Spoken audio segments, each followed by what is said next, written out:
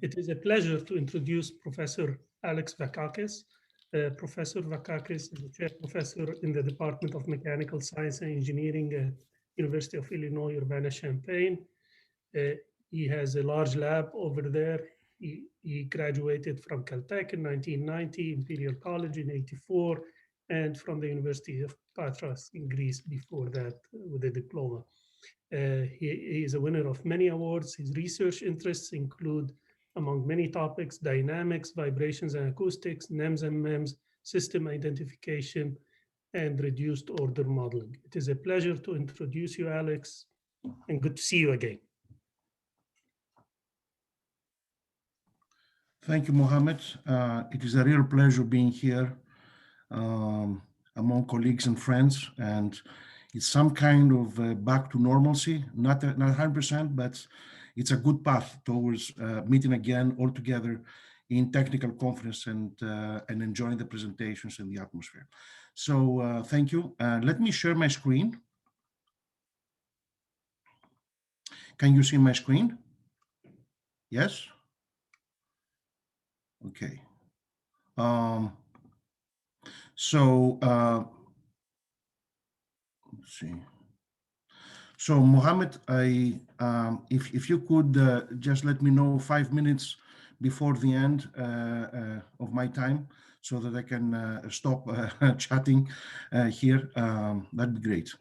So what I want to discuss today are some of the results that we recently considered on nonlinear acoustic non-reciprocity, and the results that I'm going to present here are basically the work of Ali Reza Mojahed, a PhD student of mine, and Jonathan Bauwan, Samet Taufik, a colleague here. This work was funded in part by an NSF EFRI award, and we're grateful for that support. So nonlinear acoustic non-reciprocity, what is that and why would we want to break it? So let's start by saying a few things about what is reciprocity. So if you have a time invariant linear elastic body, and you have 2 points, let's say this point here and this point here, A and B. If you apply a force, any force at point A, and you measure the response of the body at point B, and you reverse the force measurement points, applying the same force at point B and measuring at point A, then what a reciprocal system is, and that's a very well-known result, is that the response at UAB, the vector UAB should be equal to UBA for any position that you choose in the body, all right? So this is a very fundamental reciprocity relation that holds for dynamical systems, linear dynamical systems, and basically they reflect to a symmetry of the Green's function, et cetera, et cetera, et cetera. So, so why would we want to break it? We would like to break, first of all, how are we going to break it? There are 3 known ways that people have shown to break, that they can break reciprocity. But why want to break it? If you can break non-reciprocity, if you can break reciprocity, then that would facilitate energy redirection within a body. Also, many sorts of acoustic wave filtering. So you could filter the acoustics in many ways. You can create acoustic diodes, that means unidirectional propagation of sound, for example, within a body or within a space, et cetera, et cetera. So, so how to achieve? As I said, the people know 3 different ways that you can break non-reciprocity, that can break reciprocity actually. And this is, first of all, you keep the linear structure of the system, but you introduce external biases. For example, if you have a plasmonic waveguide and light goes through it, you can apply a strong magnetic field. Also, you could break reciprocity by introducing time varying properties. You can keep the linearity, but make the properties of the system to be varying time. Or you can introduce nonlinearity. And guess what we're interested in, right? We're interested in the third aspect of how can we use nonlinearity. And I should say here, together with asymmetry or disorder, to try to break reciprocity in a periodic system. You can name it periodic system, or we call it lattice, or you can in the context, the system that one discusses is the context of lattice dynamics, right? But the results will be applicable to a more general class of systems. First of all, some preliminaries. I think all of us know ways to introduce geometric nonlinearity easily, I should say, in a system. For example, if you take, I give you an example here, where you have two linear springs. So you have linear constitutive loss, and you have a pivot here. And if you apply a force that is transversal to this line, then the F versus X, so the restoring force that you get versus the displacement, will be strongly nonlinear. Actually, it turns out that if the springs here are uncompressed, then you get a cubic nonlinearity without any linear component. Of course, there are higher order terms, but these are fifth order, etc. So that's a very easy way that someone can produce a strongly nonlinear spring using linear elements, right? Now, if you have pretension here, or any, any sort of perturbing the initial state, then you'll get a small linear component, but that's okay. We can live with that. It won't hurt us in the results I'm going to present. So also another preliminary has to do with Fourier and wavelet transforms. We like, as a group, very much wavelet transforms, because we believe that Fourier transforms are not applicable when you deal with the transient nonlinear systems, that the signals, I should say, that we are working with. Let me give you an artificial example. Suppose that you get a signal x of t, and this is the superposition of a sine with a constant frequency, and also another sine, but with varying frequency. And the combined signal looks like this. Now, if you apply, let's see here. Yeah, if you apply the Fourier transform, this is what you're going to get. You will recover, of course, this frequency here, but you won't get a very clear idea of the other part, the non-stationary part of the signal, I should say. Yet, if you apply wavelet transform, and there are different ways that you can apply wavelet transform, you can get a clear picture. The wavelet transform gives you information of the frequency versus time. So it gives you the fundamental harmonic components as they evolve in time. You can see the fundamental harmonic component here, and you see the varying component here, right? And so if you compare these two results, then I think is an easy sell that the wavelet transform is the appropriate transform that we can use for analyzing non-stationary signals, and nonlinear transient signals are typically non-stationary. Okay, so again, the advantage of the wavelet transform, the Fourier transform, is that it shows you the time evolution of the frequency content of the signal. So let's go to the signal, to the system, I should say, that I'm going to present with you. I'm going to present you as an example of breaking non-reciprocity. And I must say that using nonlinearity, you break reciprocity in a passive way. Okay, and to my knowledge, this is the only way that you can break reciprocity in a passive way. That means without giving external energy to a system. If you put an external bias, or if you introduce time varying properties, you must have some kind of stimulation or feedback, right? So the system is composed of two lattices. So it's a big lattice, but it's composed of a stiff lattice, what we call, and a soft lattice. So each one of the lattices is composed of coupled oscillators. Each oscillator has a mass, is grounded by a linear spring damper pair, and is connected to the next oscillator in the series by a strongly nonlinear stiffness and a damping. Now, the difference between the two lattices is that the grounding stiffness of the left lattice is higher than that on the right lattice. So basically, what I characterize as stiff soft is the grounding stiffness.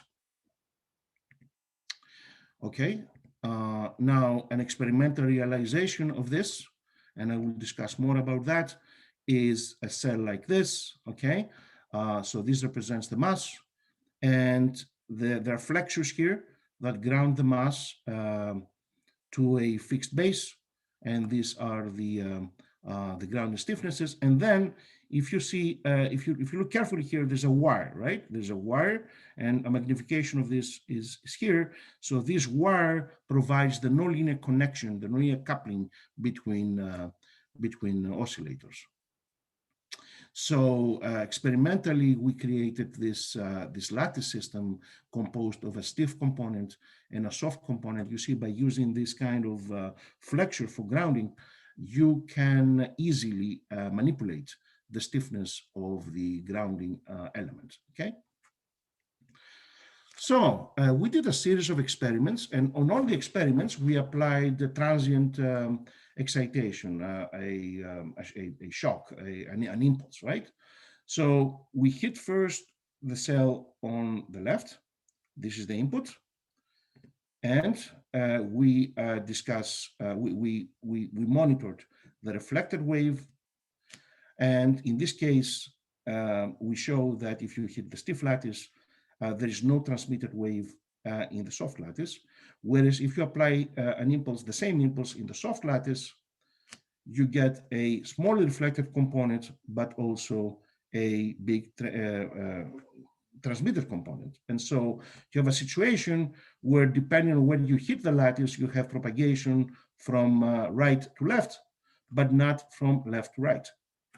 So this is what we want to discuss. So why does this happen? This is basically a picture of the lattice instrumented with accelerometers. You can see clearly the flexures here, right? The flexures for each oscillator. We cannot see very clearly the coupling. And of course, we had to system identify every cell. Believe me, it's not a trivial task to do system identification on a lattice that contains all these elements, right? So it is a very delicate operation, but it can be done. So based on the identified components of the elements that we see here, we created a reduced order model, and you see it from here. So it's a set of differential equations. This is the boundary left oscillator, and this is the boundary right oscillator. The total number of cells is 10. So you have 5 cells here and 5 cells here. And so before we proceed to try to investigate how non-reciprocity is generated in this system, let's make a small digression into linearized acoustics. And let's study the dispersion relation of this simple system that is well known to all of us. So suppose you have a spring mass system, lattice, infinite, with coupling, with linear coupling elements and with linear grounding elements. Now, it is well known that the dispersion relation of this lattice looks like this in the frequency versus wave number. And so on one end, you have the in-phase mode. So the in-phase mode provides the lower bound of the pass band, if you want. And in that mode, the masses oscillate in phase, okay? And then on the other extreme, you have the upper band of the propagation zone, which is the out of phase mode, where the masses oscillate in out of phase, right? Now, this is what how the linear dispersion relation is studied, and what we want to keep from here is that the bounded states of the passband of this system composed of in-phase and out-of-phase modes. Okay, and so this defines the passband or the propagation zone, and everything else, the frequencies above and below, define the attenuation zone. Let's go now to our system. And our system is nonlinear, of course. How could we define a nonlinear passband? Okay, meaning how can we numerically continue the notion of passband that is very well developed in linear acoustics? Let's take the same system, but now let's put nonlinear coupling elements.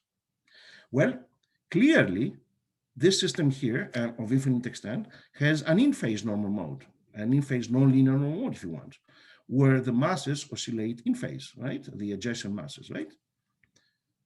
And so, because during this oscillation, the coupling nonlinearity does not deform, in the frequency energy plot, this defines a straight line. So in other words, that's the frequency corresponding to that in-phase mode. Not so, however, for the, and that's the frequency. Not so for the out-of-phase mode. So for the out-of-phase mode, again, is a nonlinear normal mode, is a steady state motion. You have adjacent particles moving out of phase with respect to each other. Well, again, for the infinite chain, this defines another nonlinear normal mode, but this, however, is depends on frequency, right? Depends on frequency. Well, in analogy to the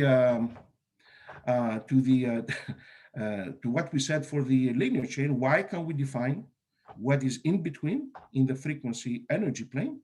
The nonlinear passband. Okay, so that's a way that one can define a nonlinear passband in lattices. Okay, and you see that in contrast to the previous case, the upper boundary of the passband depends on energy, right? Depends on the amplitude of the wave. Okay, so but not only that. If you apply an impulse to the system, it turns out, and I won't discuss it here in detail, you get a breather propagating in the lattice. A breather is a localized localized propagating oscillatory waveform like this. So you have a fast oscillation inside the wave, and then you have a slow envelope modulation. And it turns out that there's a fast frequency characterizing this breather and a slow frequency that characterizes the envelope. And this breather shows itself at the upper boundary, centered at the upper boundary. So the fast frequency is centered at the upper, at the upper boundary here, and then the slow frequency provides a band about it, right? So at this in this region, breathers live, and so there's a family of breathers that are parameterized by energy. Let's go now and see how this construction can help us understand non-reciprocity in the stiff soft lattice. Now, here I cheat, right? Because I consider a finite lattice, a finite stiff lattice, whereas the previous result was for an infinite lattice. Okay, right? So that's an approximation of what I'm going to say, but I will show you that this approximation works. So let's consider the stiff component of the lattice. That stiff component, the infinite version of this will have a nonlinear passband as we defined it before, centered, let's say, at the frequency omega stiff. On the other hand, the soft lattice has a smaller center in frequency. Let's call it omega L soft, but again, it will have a passband, which is by green here, and it's shown here. Now, you could see that there are, depending on energy, you can either have overlap of these two passbands, or you do not have overlap. And that's the key for non-reciprocity in this case. Because when you apply, imagine that you apply an impulse on the stiff lattice at a very low energy level, right? So you apply an impulse here. So in essence, you're exciting a breather at the upper boundary of the of that passband. Now, when it reaches the when it reaches the intersection between the two chains, there's no way to transmit energy into the passband of the soft lattice. And so no wave can propagate in the soft part of the lattice. And so any impulse that you apply here will be reflected. This is an experimental result. It's not numerical, is what we measured in the experiment. And indeed, for low energies, you have this situation. But the same holds if you apply at low energies an impulse on the soft lattice, right? Again, energy cannot find its way to the passband of the stiff lattice. And so again, you have reflection. So at low energies, you cannot transmit either from the left or from the right. Now, what happens, however, and let's skip that. So, and I guess, well, this provides the wavelet transforms of the individual cells, some individual cells, and basically they can clarify what happens in terms of frequency. Let's go to intermediate energies, though. If you apply an impulse on the stiff lattice at intermediate energies, you excite that part of the lattice, okay? Clearly, energy cannot find its way. You're exciting a breather here, energy cannot find its way to the passband of the soft lattice, so it's get reflected. However, when you apply the same impulse at the soft lattice, you see, you're exciting not only the breather in the soft lattice, but also you excite harmonic components in the stiff lattice. And so in that case, you go through. And the experiment verifies that. You see, it's a rather interesting depiction of how the overlapping of the passbands affects transmission or absence of transmission in the two lattices. If you go, however, into very high impulses, right, you're transmitting, you both reflect and transmit, right, because you're exciting. I mean, you have gross overlap here, and so you're transmitting on both sides, from both sides. Okay, if you apply here, you're transmitted here, and the experiment verifies that for high energies, you transmit both from the right and from the left. So there is an interesting intermediate energy component where you have acoustic non-reciprocity, and more interesting, being nonlinear, the system has non-reciprocity features that are tunable with energy. And that's the big advantage of these systems, that depending on how hard you hit it, you can either have reciprocity features or non-reciprocity features. And of course, the model fully predicts, this is the experiment, and this is the model. Our model fully predicts the three regimes, as I described before, right? So basically, this is the regime of reciprocity, where you transmit from the right, but you do not transmit from the left. This is what the theory predicts, and this is what the experiment. And you see, you know, I mean, you can have different reflections and transmissions after that, but you capture the primary wave, let's say, the primary wave features nicely. So let's get from here that the tunability with energy is a main feature of acoustic non-reciprocity in the system. Now we consider other designs. For example, designs that have multi-scale structure, that have scale hierarchy. For example, what if we have now a large scale and a small scale, right? And you have the nonlinear coupling here. And so this is a little bit more interesting design.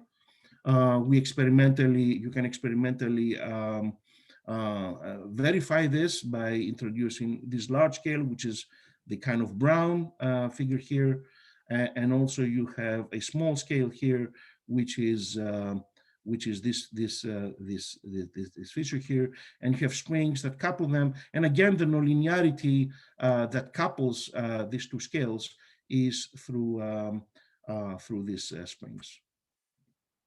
Now, in this case, if you excite, it turns out that if you excite from the left, and this is the time-space depiction of the energy, instantaneous energy in the system. If you apply an impulse from the left, again, you see that you have waves propagating throughout the lattice. But if you excite from the right, again, the same direction, you have localization. So again, you can interpret fully what happens here using the same procedure of passbands, of nonlinear passbands and breather propagation that I explained before, but I don't have time to go through this. If you're interested, I refer you to this paper here. Another exciting design that we're currently working on is the microscale, because all of these acoustic designs are fully scalable. We can go up to the nanoscale, actually. Well, nanoscale, you have van der Waals forces, so you must be careful there. But there's, if you account for such effects, there is no reason why you cannot scale them to MEMS or to NEMS. So in this case, this is a waveguide that we're considering. This was developed by Hataka, Daiki et al. It's Alex, a very nice. I'm sorry to, yeah. But we have like 4 minutes. If okay. So 4 minutes including questions. I'm sorry, we have like 4 minutes so that we can leave 5 minutes for questions. Okay. So I can use 4 more minutes. Okay, yeah. Thank you very much, Mohammed. So this is basically a set of membranes that Professor Taufik, my collaborator, and our group has produced, and you can see basically the dimensions of this. And the idea that we have, and Hataka proved, who proposed this kind of waveguide, proved that you can have wave transmission, actually, in this case. So what we're interested in and we're working on is, can we introduce nonlinear gates, if you want, into this system here. So for example, suppose that you modify 2 of the elements of the system by introducing strong nonlinearity, and there are ways to do that. And this will act as frequency scatterers, right? As frequency converters, so that they behave differently when you apply excitation from the left or from the right. In other words, in one case, you can have frequency down conversion, so you send a wave in basically at a very high frequency basically at an optical passband, and then you convert it to the acoustic bands, okay, by these frequency converters here through the nonlinearity. On the other hand, if you can design these asymmetric gates, so that when you apply the same wave in the optical band, you convert to an optical band gap, so that you restrict propagation, okay? So we're very interested on this kind of designs, and this is work in progress. Just providing a synopsis, we discussed a new class of passive and tunable with energy, non-reciprocal, non-linear waveguides.